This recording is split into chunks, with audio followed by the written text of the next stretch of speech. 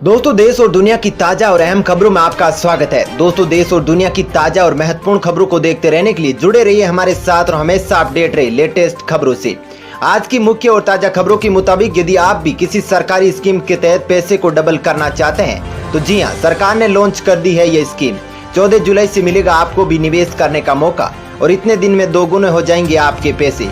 साथ ही साथ दोस्तों, रसोई गैस सिलेंडर को लेकर बदला नियम, अब मिलेगा 8 करोड़ परिवारों को ये लाभ। वहीं दोस्तों, मोदी सरकार का चीन को एक और झटका देने की तैयारी। जी हां, सरकार ने युवाओं को दिया इस काम को करने का चैलेंज। इसी के साथ दोस्तों, बदल गया एसबीआई एटीएम से कैश निकालने का नियम। कैश निकासी के समय करना होगा ये काम, वरना नहीं निकलेगा पैसा। तो दोस्तों, आज इन्हीं सब खबरों के बारे में आपको बताने वाले हैं। इसके अलावा भी कई अन्य बड़ी खबरें हैं जिसके बारे में हम इस वीडियो में जानेंगे। तो दोस्तों, वीडियो को अंत तक जरूर देखें। साथ ही दोस्तों, वीडियो के बारे में आपकी जो भी राय हो कमेंट करके जरूर बताएं। साथ ही दोस्तों, हमारे जाबाज कोरोना वीरों के लिए दिल से कमेंट में जय हिंद वंदे मातरम जरूर लिखे। साथ ही साथ दोस्तों, अपने राज्य व जिले का नाम कमेंट करके जरूर बताएं ताकि हम आपके कमेंट्स पढ़कर आपके गृह क्षेत्र की खबरें आप तक ला सके। तो चलिए दोस्तों, बिना देरी किए फटाफट से जानते हैं आज की सभी बड़ी खबरों को। चीन को एक और झटका देने की तैयारी में मोदी सरकार, युवाओं को दिया ऐप बनाने का चैलेंज। जी दोस्तों, चीन की हरकतों का जवाब देने के लिए भारत सरकार ने न सिर्फ 59 चीनी ऐप को बैन कर दिया है, बल्कि अब इस मामले में भारत को आत्मनिर्भर बनाने की योजना की शुरुआत कर दी है। प्रधानमंत्री मोदी ने शनिवार को ट्वीट करके कहा कि वे आत्मनिर्भर Bharat app innovation challenge launch करने जा रहे हैं। मोदी ने लिखा कि आज मेड इन इंडिया ऐप बनाने के लिए तकनीकी और स्टार्टअप समुदाय के बीच अपार उत्साह है। वहीं मोदी ने कहा है कि टेक्नोलॉजी में रुचि रखने वाले युवा इस चैलेंज को फेस कर सकते हैं और इसमें जुड़ सकते हैं। दरअसल बता दें कि भारत सरकार ने चीन के कई ऐप बैन कर दिए हैं जो कि भारत में बेहद लोकप्रिय थे और मोटी कमाई कर रहे थे। चलिए दोस्तों, अब जानते हैं अगली खबर। बदल गया एसबीआई एटीएम से कैश निकालने का नियम। कैश निकासी के समय होगी ओटीपी की जरूरत।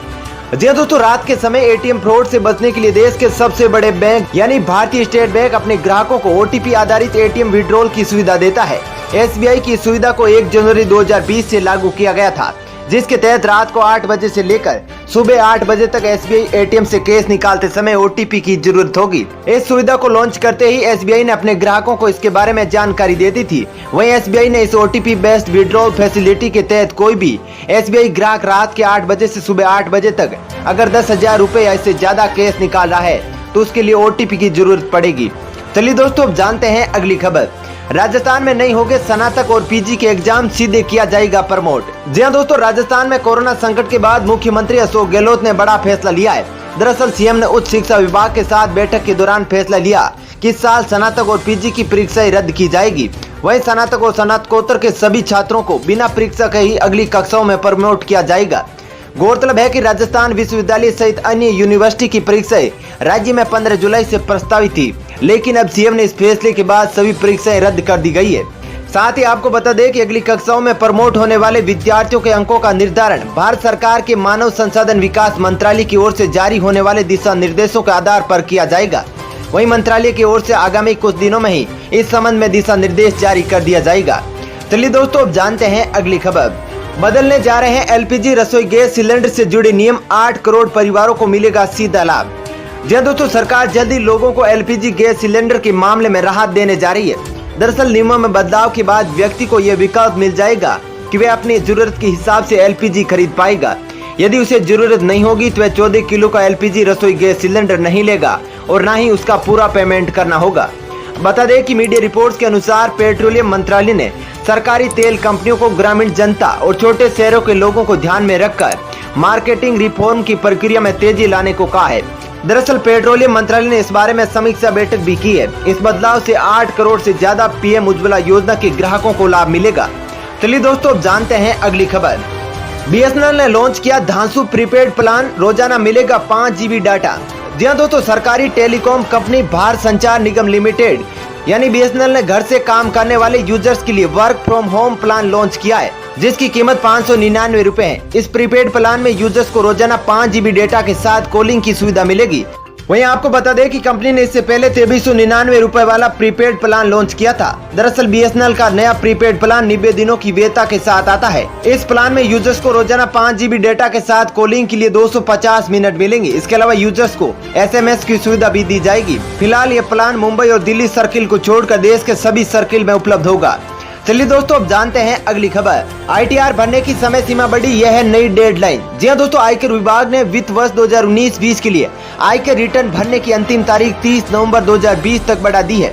दरअसल शनिवार को आयकर विभाग की ओर से जारी बयान में कहा गया कि कोरोना महामारी के चलते मौजूदा हालात को देखते हुए ये निर्णय लिया गया है। चलिए दोस्तों अब जानते हैं अगली खबर।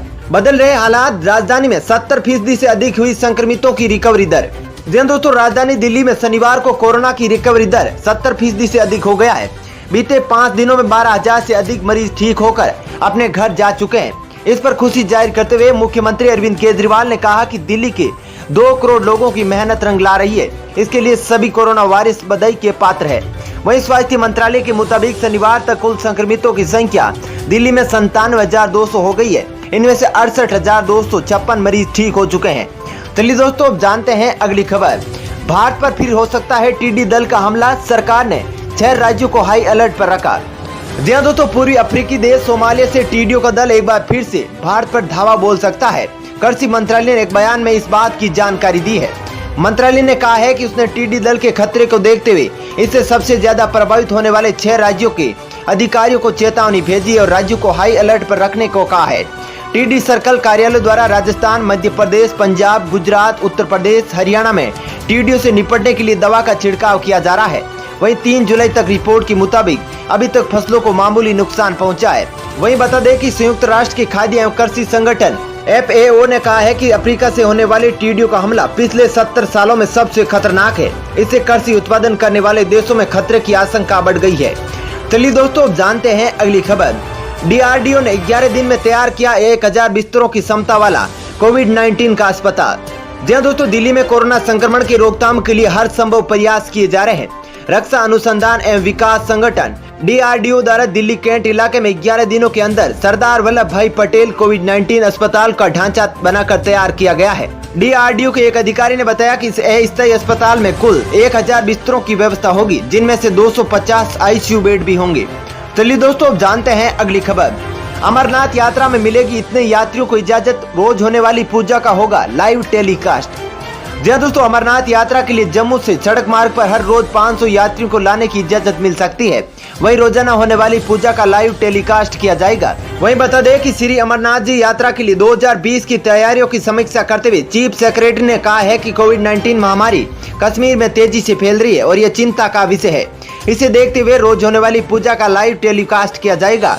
वहीं जम्मू कश्मीर आने वाले यात्रियों के लिए मानक संचालन प्रक्रिया के तहत टेस्टिंग अनिवार्य होगी। चलिए दोस्तों अब जानते हैं अगली खबर। सरकार की इस स्कीम में 1 लाख इतने दिन में होंगे डबल, 14 जुलाई से पैसा लगाने का मौका। जी दोस्तों, भविष्य सुरक्षित करने के लिए सबसे जरूरी है कि सही जगह पैसा लगाना। कुछ लोग अलग अलग बैंकों में फिक्स डिपॉजिट के जरिए निवेश करते हैं, तो वहीं कुछ लोग म्यूचुअल फंड में। अब इन स्कीम में कहीं रिस्क ज्यादा है तो कहीं मुनाफा कम है। दोस्तों, आपकी इसी टेंशन को दूर करने के लिए हम आपको बता रहे हैं सरकार की ओर से शुरू की गई नई स्कीम के बारे में।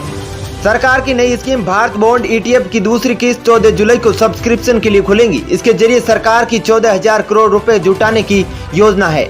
इनमें न्यूनतम यूनिट 1,000 रुपए है। इसके लिए सब्सक्रिप्शन 17 जुलाई को बंद होगा। इस स्कीम के तहत अगर मान लीजिए आपने 1 लाख रुपए का निवेश किया है तो उस पर 7.58% की दर से रिटर्न मिलता है। तो 10 साल में आपका पैसा बढ़कर 2,07,662 रुपए हो जाएगा। फिर इस पर आपको 7,836 रुपए टैक्स के तौर पर चुकाना होगा। ऐसे में आपको 1,99,806 रुपए मिलेंगे। चलिए दोस्तों जानते हैं अगली खबर। नहीं मिट रही भूमाफिया चीन की भूख, अब इस देश पर ठोका अपना दावा। जी दोस्तों, भूमाफिया चीन की भूख नहीं मिट रही है। पूरी दुनिया में कोरोना बांटने के बाद अब चीन कई देशों के साथ तनावपूर्ण रिश्तों को बढ़ावा देने में लगा हुआ है। भारत, म्यांमार, जापान के बाद अब चीन ने रूस से दुश्मनी मोल ले ली है। दरअसल चीन ने रूस के शहर व्लादिवोस्तोक पर अपना दावा ठोका है। यह शहर कभी किंग राजवंश से संबंधित था। इसके बाद रूस ने द्वितीय अफीम युद्ध में चीन को हराने के बाद इस क्षेत्र पर नियंत्रण स्थापित कर लिया। चीन को यह क्षेत्र रूस को देना पड़ा। इसके लिए दोनों देशों के बीच 1860 में एक संधि भी हुई थी। तब से यह शहर रूस के आधिपत्य में है, लेकिन चीन ने अभी संधि को मानने से इनकार कर दिया है। इतना ही नहीं, चीन ने यह भी कहा है कि शहर को पहले हेसेनवाई के नाम से जाना जाता था, जिसे रूस ने एक तरफा संधि के तहत चीन से छीन लिया था। चलिए दोस्तों अब जानते हैं अगली खबर। इस दिग्गज IT कंपनी ने शुरू की कर्मचारियों की छंटनी, 18,000 लोगों की नौकरी खतरे में। जी दोस्तों, कोरोना वायरस महामारी का असर अब IT कंपनियों पर साफ साफ दिखने लगा है। जिसके कारण छंटनी की शुरुआत हो चुकी है। देश की दिग्गज IT कंपनी कोग्निजेंट ने देश के अलग अलग शहरों में अपने ऑफिस में एम्प्लॉय की छंटनी शुरू कर दी है। यह दावा IT एम्प्लॉय यूनियन की तरफ से किया गया है। दरअसल कंपनी में कितने लोगों की छंटनी की है इसको लेकर विशेष जानकारी तो नहीं है, लेकिन माना जा रहा है कि सैकड़ों एम्प्लॉय की छंटनी की गई है। चलिए दोस्तों, अब जानते हैं अगली खबर। कर्नाटक में संपूर्ण लॉकडाउन, सिर्फ आवश्यक गतिविधियों को इजाजत। जी दोस्तों, कोरोना वायरस के बढ़ते संक्रमण को देखते हुए कर्नाटक में लगातार 5 रविवार से पूर्ण लॉकडाउन रहने वाला है। आज दूसरे रविवार को राज्य में संपूर्ण लॉकडाउन है। सिर्फ जरूरत का सामान ले जाने की अनुमति है। इसके अलावा चारों तरफ सन्नाटा पसरा हुआ है। बता दें कि कर्नाटक सरकार ने अनलॉक 2 के लिए दिशा निर्देश जारी किए थे और कहा था कि राज्य में 5 जुलाई से लेकर पूरे 5 रविवार को पूर्ण लॉकडाउन रहेगा। दोस्तों, फिलहाल इस वीडियो में इतना ही। ऐसी ही खबरें देखते रहने के लिए आप हमारे चैनल को सब्सक्राइब कर ले। साथ ही दोस्तों, वीडियो के बारे में आपकी जैसी भी राय हो कमेंट करके जरूर बताएं। धन्यवाद।